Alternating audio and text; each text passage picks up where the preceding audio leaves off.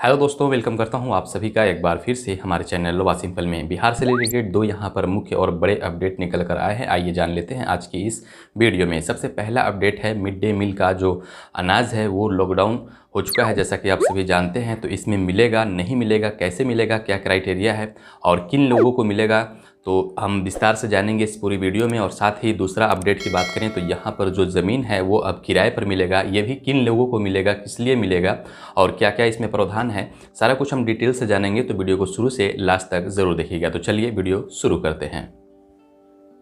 Lockdown में भी सभी स्कूलों में बटेंगे मिड डे मील के अनाज। आपको बताते चलें, शिक्षा विभाग ने सभी जिलों को राज्य भर में लागू लॉकडाउन के बीच सरकारी प्रारंभिक स्कूलों में नामांकित बच्चों के परिजनों को मध्याह्न भोजन के तहत दे अनाज बांटने का फरमान जारी किया है।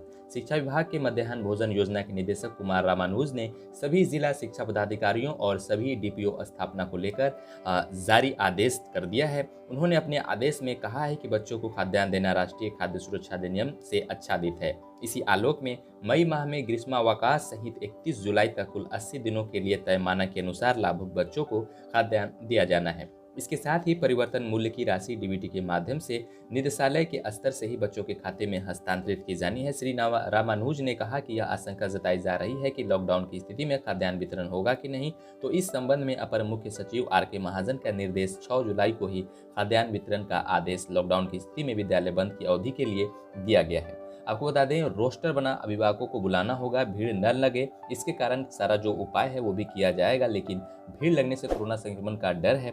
निदेशक ने कहा है कि लॉकडाउन की स्थिति में कोरोना वायरस के संक्रमण से बचाव हेतु सभी एहतियात जैसे कि कक्षावार तिथि निर्धारित का रोस्टर के अनुसार बच्चों के अभिभावकों को विद्यालय में बुलाना, मास्क का प्रयोग कराना, सामाजिक दूरी सुनिश्चित कराना आदि अनुपालन जरूरी होगा। आपको बता दें, स्कूल नहीं चाहते थे अनाज बांटना। 71,000 प्रारंभिक स्कूलों में से ज्यादातर के हेडमास्टर एडीएम का खाद्यान्न जो है वो नहीं बांटना चाहते थे। कोरोना संक्रमण की वजह से शिक्षकों जो है वो डरे हुए थे। शिक्षक संगठनों ने भी सरकार को त्राहिमाम संदेश भेजा था, लेकिन उसका कोई असर नहीं हुआ, चूंकि स्कूल पिछले करीब 5 माह से बंद है और स्कूल में जो चावल पड़ा है वह पुराना हो गया है। इसमें कीड़ा आदि लग जाने के डर से भी हेडमास्टर अनाज बांटने के पक्ष में नहीं थे, लेकिन अब उनके पास विभाग का आदेश मानने के सिवा कोई चारा नहीं है। कोरोना काल में राज्य सरकार ने उद्योग लगाने के इच्छुक मुस्लिम को बड़ी राहत दी है। बिहार में अब मुस्लिम उद्यमियों को उद्योग लगाने के लिए जमीन में मोटा निवेश नहीं करना होगा। उन्हें राज्य के औद्योगिक क्षेत्रों में जमीन किराए पर मिलेगी। बियाड़ा उन्हें यह जमीन देगा और इसका किराया 108 किस्तों में वसूलेगा। सारी किस्तें जमा करने के बाद उन उद्यमियों के पास जमीन का मालिकाना हक हासिल करने का विकल्प भी होगा। यह फैसला हाल ही में हुई बियाड़ा की 64वीं बोर्ड बैठक में लिया गया। मुस्लिम चेंबर्स ऑफ कॉमर्स ने यह प्रस्ताव दिया था, जिसे बियाड़ा बोर्ड ने मंजूरी दे दी है। दरअसल अभी औद्योगिक क्षेत्र में जमीन के लिए पहले 30% राशि जमा करानी होती है, बाकी धनराशि 7 किस्तों में 7 साल में जमा कराने का प्रावधान है। कोरोना संक्रमण के चलते औद्योगिक गतिविधियों में खासा व्यवधान उत्पन्न हुआ है। नए निवेश आमंत्रित करने को सरकार ने औद्योगिक निवेश प्रोत्साहन नीति में भी कई महत्वपूर्ण संशोधन कर उसका दायरा बढ़ा दिया है। अब मुस्लिम उद्यमियों को उद्योग के लिए जमीन या फैक्ट्री सैंड आवंटन में बड़ी राहत दी गई है। यह फैसला उद्योग सचिव सह अध्यक्ष बियाड़ा नर्मदेश्वर लाल की अध्यक्षता में हुई बैठक में लिया गया। इसी तरह दी जाएगी लीज पर जमीन। उद्योग के लिए जमीन लीज पर देने समय बियाड़ा संबंधित उद्यमी से 108 पोस्ट डेटेड चेक पीडीसी लगेगा, ताकि लीज रेट की वसूली में दिक्कत न हो। उधर उद्यमी को भी सहूलियत रहेगा कि जमीन में एक जो मुश्त है निवेश नहीं करना पड़ेगा। यदि किन्हीं हालात में उसे उद्योग बंद भी करना पड़ता है तो वह बीच में छोड़ भी सकेगा। उससे जो क्या होगा आपको बता दें, तभी तक का किराया लिया जाएगा, फिर बियाड़ा उस प्लॉट को किसी और को लीज पर दे देगा। जो उद्यमी किराए की 108 किस्त समय पर देगा, सरकार जमीन को उन्हें अपने नाम कराने का विकल्प भी दे देगा, तब वे मालिकाना हक भी हासिल कर सकेंगे। चलिए आगे आपको विस्तार से बता दें, अत्यंत पिछड़ा वर्ग योजना अधिकार रोजगार वाले उद्योग प्रस्तावों को मिलेगा प्राथमिकता। राज्य सरकार का अनुसूचित जाति, जनजाति और अत्यंत पिछड़ों को उद्यमी बनाने पर जोर है। यूं तो करीब 100 तरह के उद्यम लगाने को राज्य सरकार 10 लाख तक की राशि दे रही है।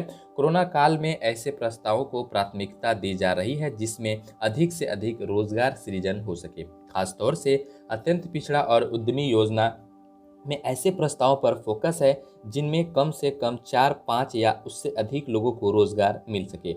इनमें रेडीमेड गारमेंट्स, टेंट हाउस, तेल मिल सहित कई अन्य शामिल हैं। एससी एसटी के लिए शुरू की गई उद्यमी योजना के तर्ज पर अत्यंत पिछड़ा को भी इस योजना से जोड़ दिया गया है। इसमें राज्य सरकार उद्योग लगाने के लिए 10 लाख रुपए दे रही है। इसमें आधा अनुदान है जबकि बाकी को किस्तों में चुकाना है। जहां तक मुख्यमंत्री अत्यंत पिछड़ा वर्ग योजना का सवाल है तो इसमें अभी तक 4,500 से अधिक आवेदन राज्य के विभिन्न जिलों से प्राप्त हुए हैं। इनमें से 428 को मंजूरी मिल गई है।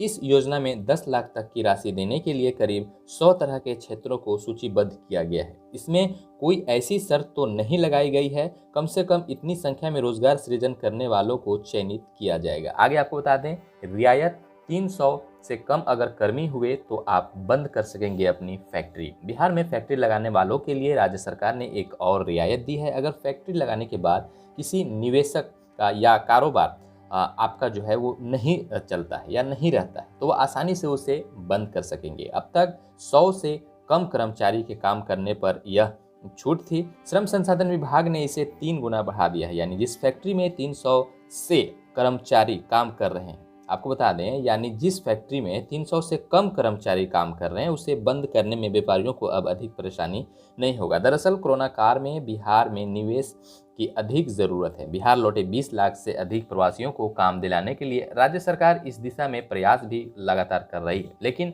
बिहार में मौजूद कल कारखाने प्रवासियों को काम दिलाने के लिए नाकाफ़ी है। नए कारखाने तभी लगेंगे जब निवेशकों को पहले की तुलना में कुछ और सुविधाएं मुहैया कराई जा सके। बीते दिनों में हुई समीक्षा बैठक में श्रम संसाधन ने पाया कि निवेशकों के समक्ष एक समस्या यह भी होती है कि फैक्ट्री लगाने के बाद अगर वह मुनाफे का सौदा साबित नहीं हुआ तो उसे बंद करने में व्यापारियों के समक्ष कई परेशानियां होती हैं। खासकर 100 से कम कर्मचारी वाले फैक्ट्री होने पर ये समस्याएं नहीं होती हैं, तो इसको बढ़ा दिया गया है। तो ये बिहार में मुस्लिमों को उद्योग के लिए किराए पर मिलेगी ज़मीन। अब ये फैसला आपको करना है कि आप उद्योग लगाने में इंटरेस्टेड हैं, उद्योग लगाना चाहते हैं, आपके पास पैसा है नहीं है, तो अपना राय जो है, विचार जो है नीचे कमेंट में ज़रूर कर डालिएगा। क्या सरकार को खुद कोई फैक्ट्री या वगैरह जो बाहर से बुलाकर यहाँ बिहार में लगवाना चाहिए, या फिर राज्य में जो रह रहे हैं लोग उनसे ही फैक्ट्री लगवाने की बात कर रहे हैं? ये कहाँ तक सक्षम है और कहाँ तक सही है, आप यहाँ पर नीचे कमेंट में हमें ज़रूर बता दीजिएगा। वीडियो पसंद आए तो वीडियो को कर दीजिए लाइक, और चैनल पर नए हो तो चैनल को कर दीजिए जल्दी से सब्सक्राइब। साथ में दबा दीजिएगा घंटी वाला बटन ताकि आने वाले वीडियोस का नोटिफिकेशन आप तक पहुँच सके सबसे पहले। मिलते हैं नेक्स्ट वीडियो में एक और फ्रेश टॉपिक के साथ, तब तक के लिए विदा दीजिए, गुड बाय।